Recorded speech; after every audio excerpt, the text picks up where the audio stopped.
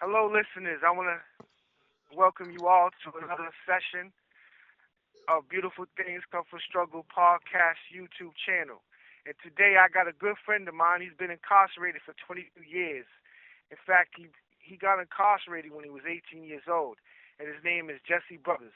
So, Jesse, would you like to introduce yourself? Hello, listeners. I'm Jesse Brothers from Western Massachusetts, Springfield, Ludlow, Chicopee. Moved around a lot as a kid. Lived in Enfield, Connecticut for a little while. Came in shortly after I was 18. Had a bit of a rough upbringing, like most of us in here. Dad was an alcoholic, cokehead, physically, mentally, emotionally abusive. I don't remember a lot of it. My mind tends to block a lot of it out, but after being able to build with my mom for a while, I was able to break through and learn some stuff about that and how it affected me, which was detrimental because my dad was abusive, my mom was hit it all, tried to pretend like nothing was going on. So for me personally, it had a adverse reaction where I either deal with things way over top or I completely ignore them. So it's been a struggle trying to deal with that and come up. After that, started getting locked up when I was 12, bounced through the system, and just been trying to make my way back ever since then. Wow, I didn't even know all that stuff, man. I know that we build, man, with relation to Project Youth, man, and I'm just proud of you for talking about your life, man, because it takes courage, man, to talk about the things that we went through. But what I want to ask you, briefly, is how did you end up in prison? Um, like I said, had a rough upbringing, so I started getting in trouble young because obviously stuff going on in the house, didn't know how to deal with it. So by first grade, I was in behavioral classes and kind of just shuffled through that. Because nobody back then really asked you what was going on. It was kind of like, oh, you're just a troubled kid. You have ADHD, you have depression, you have ADD. So they kind of just blame it on you. So as I grew up, kind of dealt with that. Finally, my mom left my dad at 8 years old after a very traumatic night. Moved in with my grandparents, but thing was, I was already down that road, and even though my mom she tried going in therapy, it was always back to he has these issues, and she didn't really know how to deal with that. She did the best she could. I mean, for a mom not really knowing how to deal with it back then, mental health wasn't a big thing. So she ended up going through the courts, chins, got locked up when I was 12. At that point, I already felt like I didn't fit into society because of the things I was dealing with and a bad kid. So that kind of just cemented that for me as a bad kid. Continued getting the wrong crowd, got into drugs, trying to self-medicate, I guess, and that I was supposed to be like this because my dad's an alcoholic, a drug addict, so that's what you're going to be because that's generational, and so it kind of felt like I was supposed to be living that way. And the more little steps you take like that, where you start fighting leads to using weapons. And so from 12 to 18, I pretty much spent my whole time in DYS. I think the shortest I was out was 5 days, the longest 2 months. So I spent the majority of my teenage years in DOS. Then came home at 17 from county in the hole fighting a move team every day, wilding out. Came home, got into the wrong crowd again. People that I thought were my friends and family because I'm looking for that family, that love, that unconditional love. Found it in the wrong places. Ended up riding out with them and not really caring about myself, no self confidence, didn't really care about anything that happened to me because my life's gonna be prison anyway. So what does it matter? One night, drunk, high, things kind of got out of control. Someone got robbed, ended up getting killed. Came in and just ended up trying to take the weight for it and helping other people out and continue down that road. Wow, right. And this is what goes on in these system.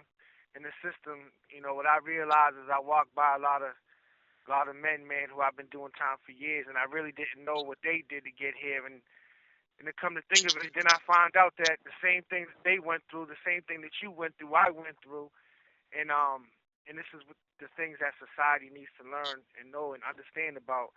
But also, we also have to have respect and gratitude for our victims' families, man, as well, man, because we are in here trying our best to change our lives. But during your time in prison, you ended up in DDU, and many people that are out there, the listeners, they don't know about DDU. They don't even know what it is or what it stands for or whatever. And you've spent some extensive time in there as well. So could you tell the listeners what DDU is and how long you were in there and so on and so forth, please? Yeah, no problem. TU is so you have the whole segregation. You commit an infraction, break one of the rules, go to the hole, get you a D report, and normally you sit up there for maybe 2 weeks.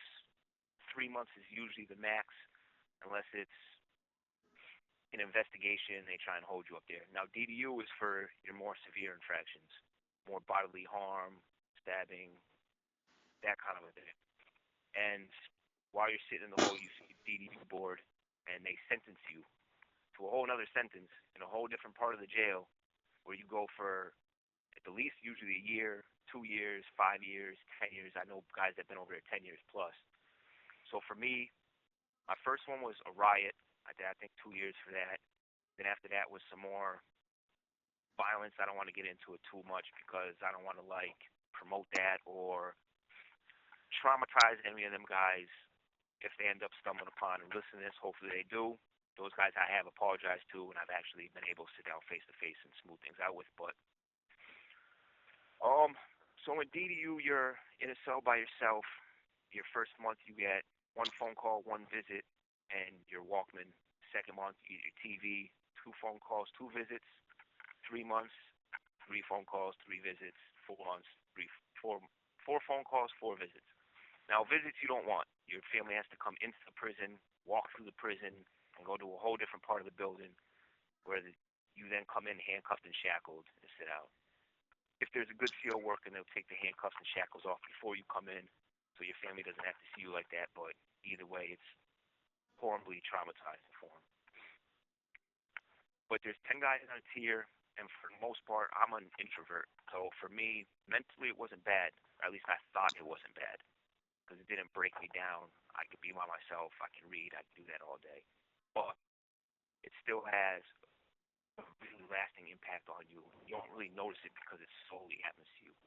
By the time you come out, noises, sounds, too many people, it makes you antsy, frustrated, stressed, and you kind of just want to react, usually violently, because that's how we were taught unhealthy ways of dealing with things, and you want to just go back to DDU and get away from it. Shower halls, even worse.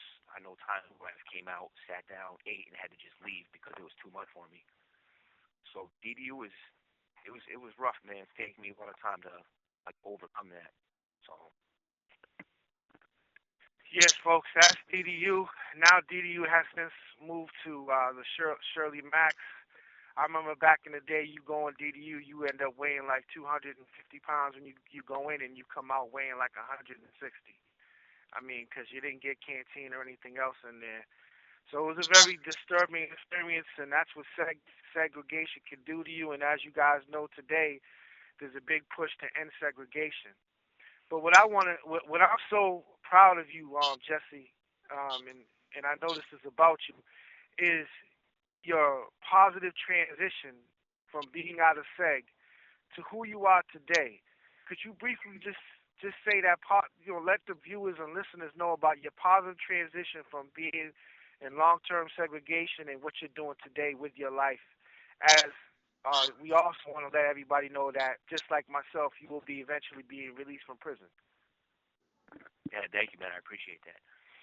One of my trips to the whole waiting to go to DDU, the book cart came around. I happened to grab this book. It was how to read people's personalities by their eyes. So it was like the color of their eyes means one thing for your personality, the shape, the contours of your eyebrows. It was kind of just like a fortune cookbook. But for me, it made me realize like, what can you tell by a person? And I started like looking in myself because at the same time I was dealing with, I don't remember exactly what the issue was, but it was someone that was close to me had said or done something, and I started like trying to pick it apart. like look for the things where they're lying at. So it made me wonder why I don't just trust people. I have to like make sure they trust me. And I started going through my life and trying to pinpoint where this started from. And it kind of set me down a road of psychology and self-help books and signing up for mental health. Because going through those books, a lot of things can apply to you and not apply to you, but make it seem like it. So I needed someone to like bounce these ideas off of. And once I started realizing and being introspective, it gave me the opportunity to understand that I can change. I could be someone else. The people that told me growing up that I'd be in prison for the rest of my life, and this is who I was, and this is who I'm ever gonna be, and you're your dad. That didn't have to be me. Like I had the decision to make, and I could change that. And it really helped me out to open all these doors to like see things differently. Not even just with myself, with the people around me. Like I can now look at someone and be like, they might have been struggling with this, or they're not exactly a bad person. They just have things they have to work on, and they don't even know. And it's kind of sad. It also made me kind of angry because it made me realize growing up that somebody could have helped me. Like if they had just asked the question of what is it you're dealing with, and going through my life and trying to help me figure it out, I wouldn't have to be here. People wouldn't have to be hurt. My family wouldn't have to be hurt. Someone didn't have to lose their life. So that's one of the things I try to do going forward is help other people. And when I get out of here, is what I want to do is try and reach out and help youth, kids that are in DYS and struggling with those things and don't really know what they are. And it's kind of like the program I want to start.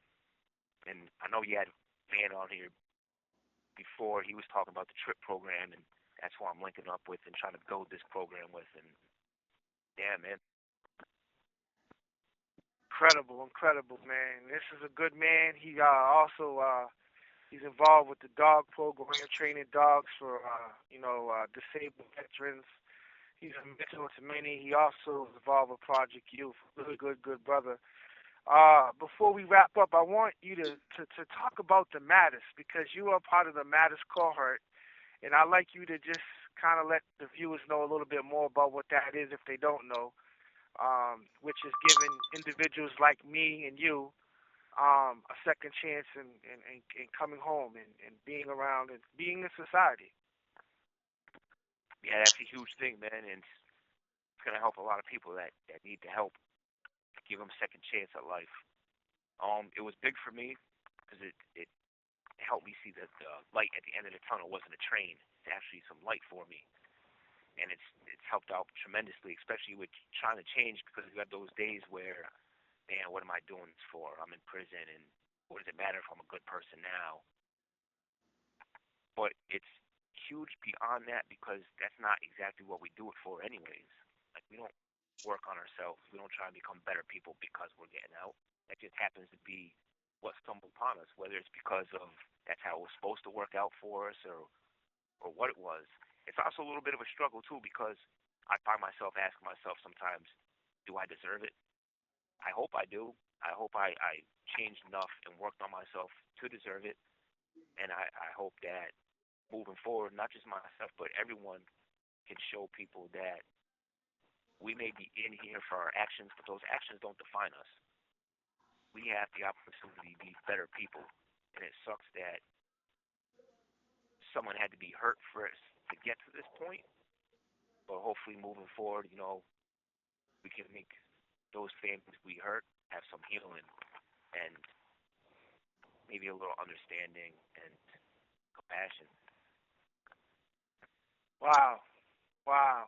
And see, the Mattis cohort basically it says that if you are under 21, you can no longer do life without parole, and you have a chance to be released if you have showed successful rehabilitation within the confines of the prison setting, in which many of us have, and we are thankful that God has given us the opportunity. So today on Beautiful Things Come From Struggle podcast YouTube channel, you've heard from a brother named Jesse Brothers, who has changed his life, who has been in SEG, long-term SEG, as other individuals I've met in SEG, and he has made that transition, and he has changed his life. And I wanted to edify him, and that's what this is all about. We're all about showing that there were struggles in our lives, and then we just come out beautiful. So I always say, we're not here to preach to you. We're just here to reach to you. And I just want to thank each and every one of you for listening today to this this new session, this new interview. And I hope that you just continue to like and subscribe as we aim to bring more fruitful interviews and topics that can stimulate your mind and your soul.